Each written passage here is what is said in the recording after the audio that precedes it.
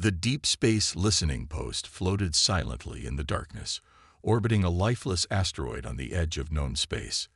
The station was old, forgotten by most, manned only by a skeleton crew of officers who had little hope of ever detecting anything interesting.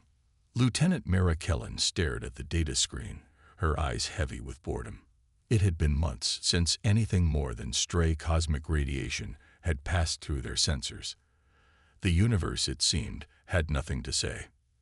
Then suddenly, the console flickered. A red light blinked on the screen. A distress signal. Mara straightened in her seat, her fingers dancing over the controls. The signal was old, very old. The coding format hadn't been used in over a century. It was weak, distorted, as if it had been traveling through space for a long time. But one thing was clear. It was coming from a ship. "Commander, you need to see this," she called out. Commander Varon stepped into the control room, rubbing his eyes. Another false alarm. Mara shook her head. "No, sir. This one's real." Varon leaned over the console, scanning the data. His face, once tired, turned serious. The distress beacon's identification number was a match for something impossible. "This can't be right," he muttered. "This ship disappeared over 100 years ago."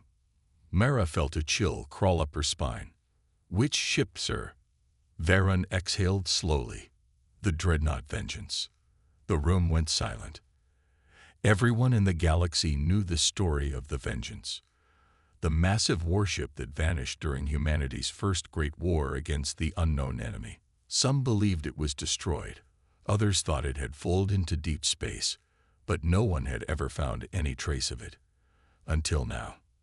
Lieutenant Doran, the station's communications officer, looked up from his console.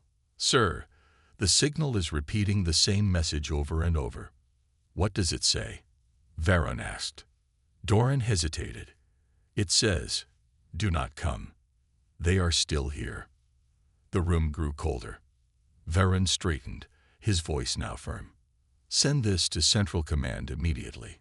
Tell them we found the lost Dreadnought." Mara swallowed hard, staring at the signal on her screen. Somewhere out there, in the endless void, the Vengeance was waiting. But for what?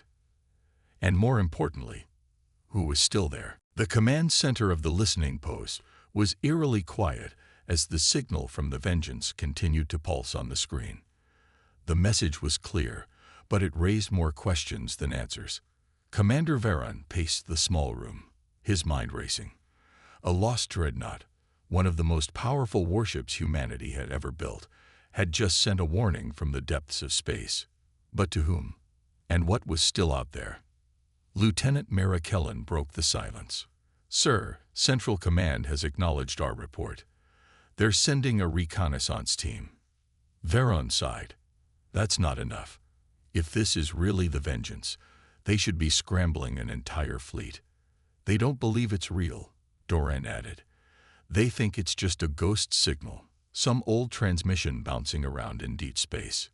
Mara frowned. "That doesn't explain the warning." Varon rubbed his temples. He had served long enough to know how bureaucracy worked. Central Command wouldn't send more ships unless there was undeniable proof. And the only way to get proof was to go there themselves. Varon turned to Mara. "What's the exact location of the distress signal?" She tapped a few keys, bringing up a three-dimensional star map.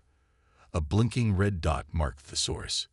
It was far beyond the outer colonies, near a dead system with no known planets. No traffic routes, no settlements, nothing. "It's in the black expanse," Mara whispered. The name sent a shiver through the crew. The black expanse was a graveyard, a vast, empty region of space where ships had been known to disappear without a trace. No one knew why.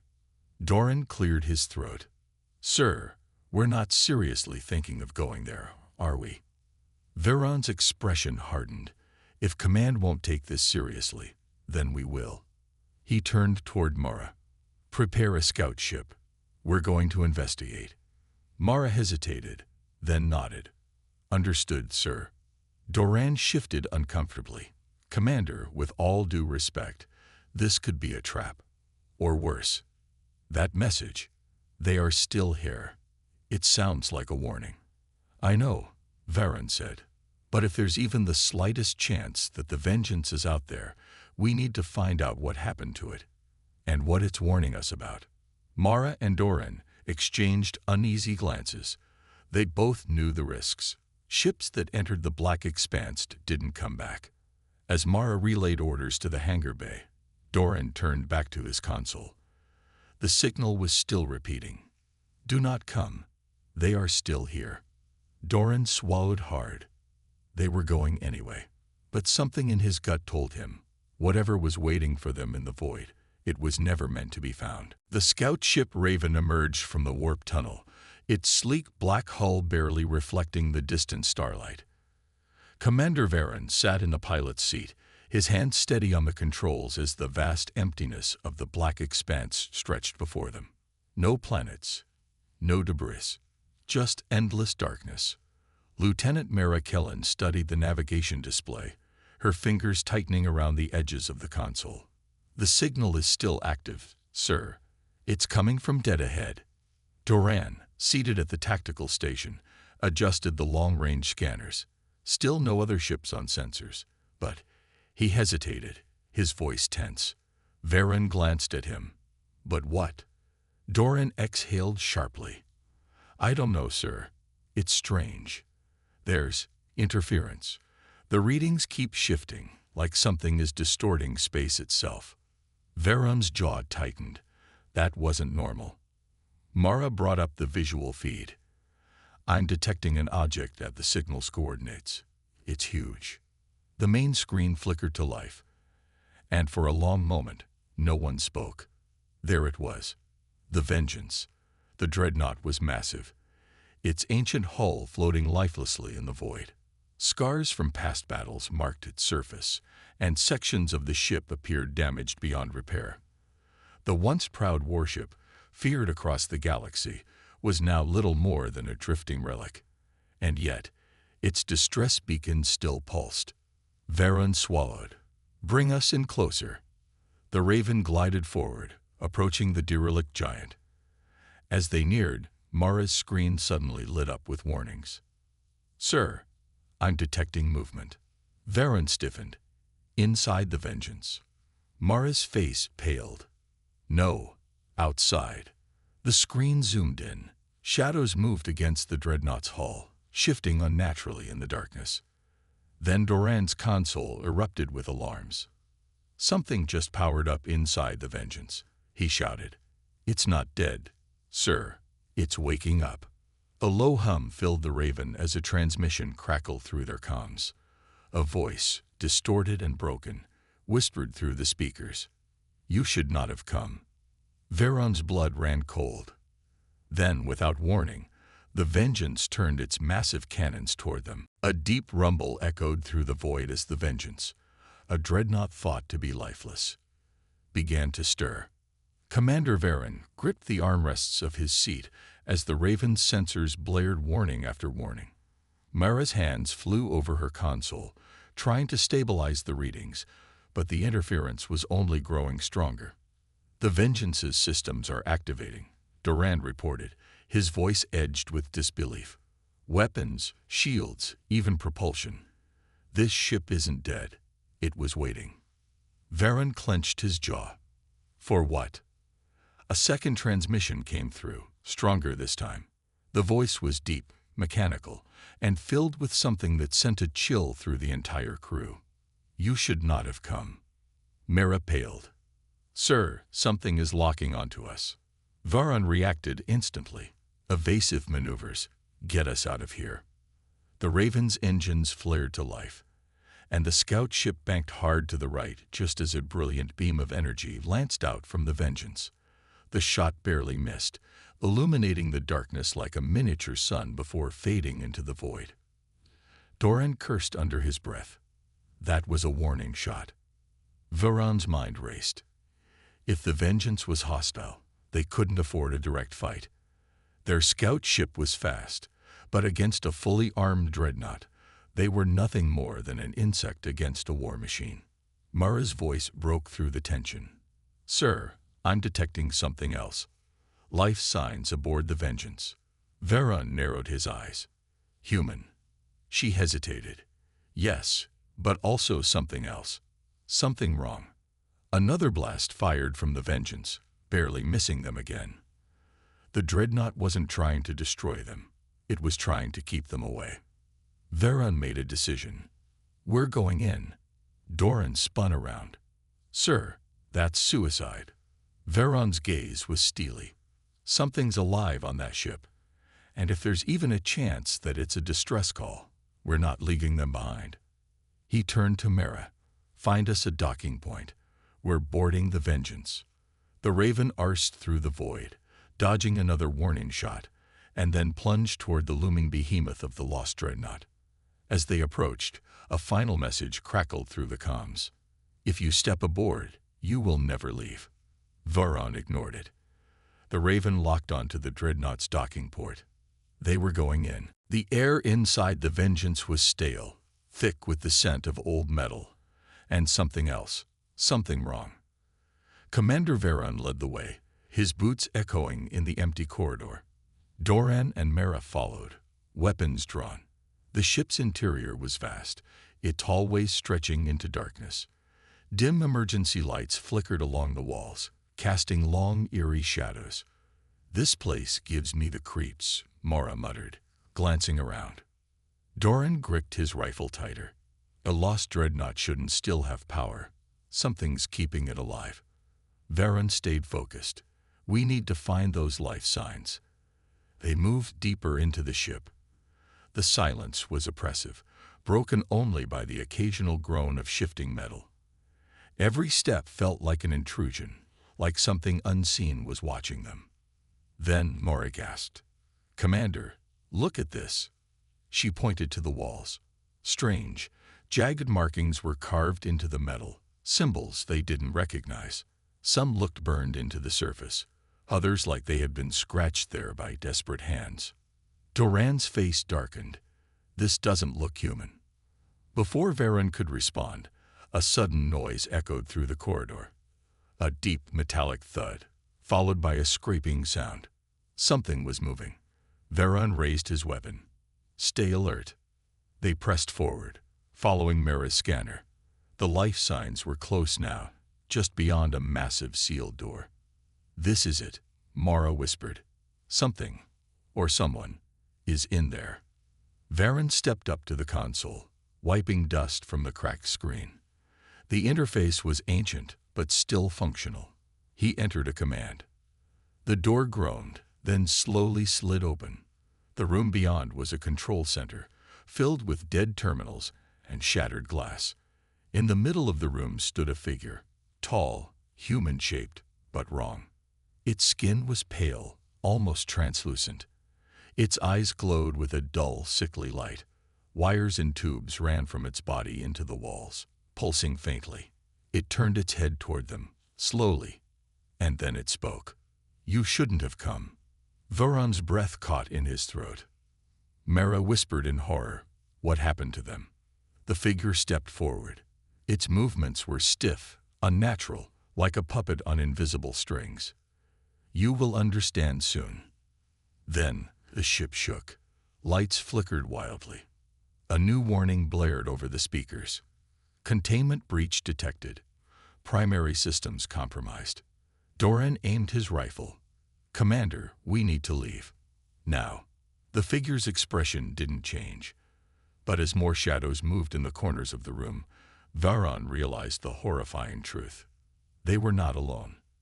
And whatever had taken the Vengeance was waking up. The floor beneath them trembled as an unseen force pulsed through the ship. The emergency lights flickered, casting twisted shadows on the walls. Commander Veron took a slow step back, weapon raised.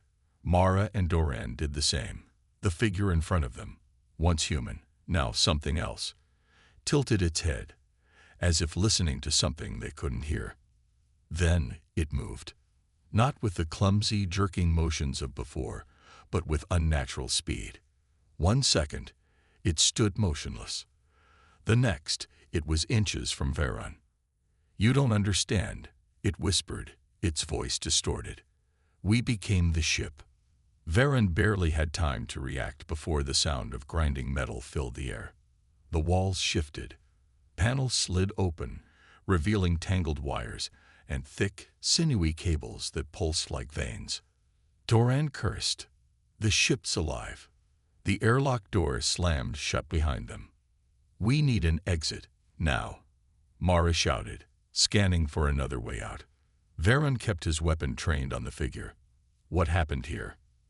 The thing that had once been human let out a hollow mechanical laugh. "We were the first to touch the void, the first to witness what lies beyond." It raised a trembling hand, wires coiling around its fingers.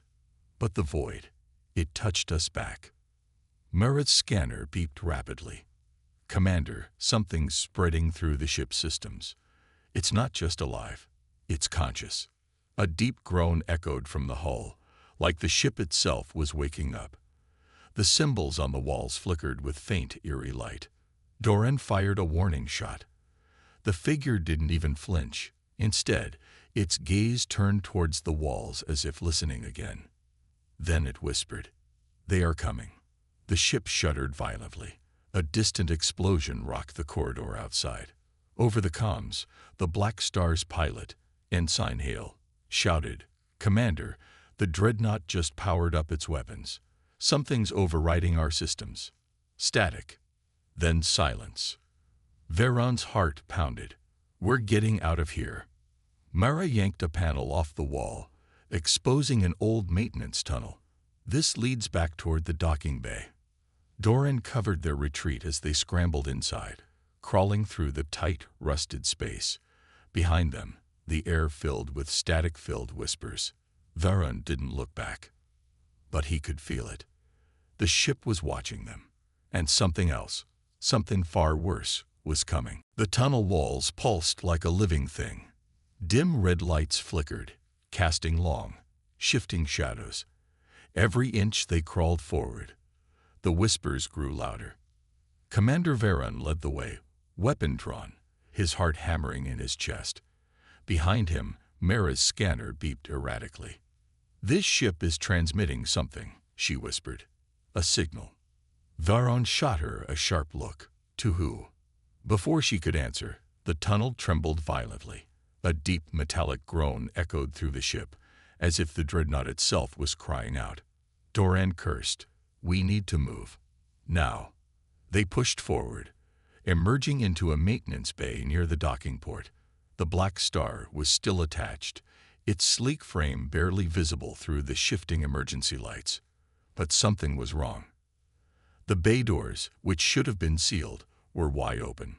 Beyond them, the void of space stretched endlessly, and something was moving in the darkness. Varen froze. Mara gasped. A massive shape loomed beyond the Dreadnought, just barely visible against the distant stars. It wasn't a ship. It wasn't anything they had ever seen before. It was watching them. The whispers became deafening. Then a voice, cold and ancient, rippled through the air. "You should not have come." The Dreadnought's systems surged to life. Panels burst open. Sparks rained down. The gravity flickered. The ship wanted them gone. Varen didn't hesitate. "Run." They sprinted for the Black Star. Doran fired wildly at the cables slithering toward them from the walls. Mara hit the emergency launch override. The ship shuddered as the docking clamps refused to release. Come on, come on." Mara pounded on the controls. The unseen entity outside the Dreadnought shifted. The very fabric of space bent around it. Then, the Black Star broke free. Varen slammed into his seat. "Punch it." Hale didn't need to be told twice. The engines roared to life, and the ship shot forward, just as the Dreadnought erupted in a pulse of crackling, unnatural energy. The thing in the void did not follow. But Varen could still hear the whispers. Even as the stars blurred past, one final message echoed in his mind. "We are coming."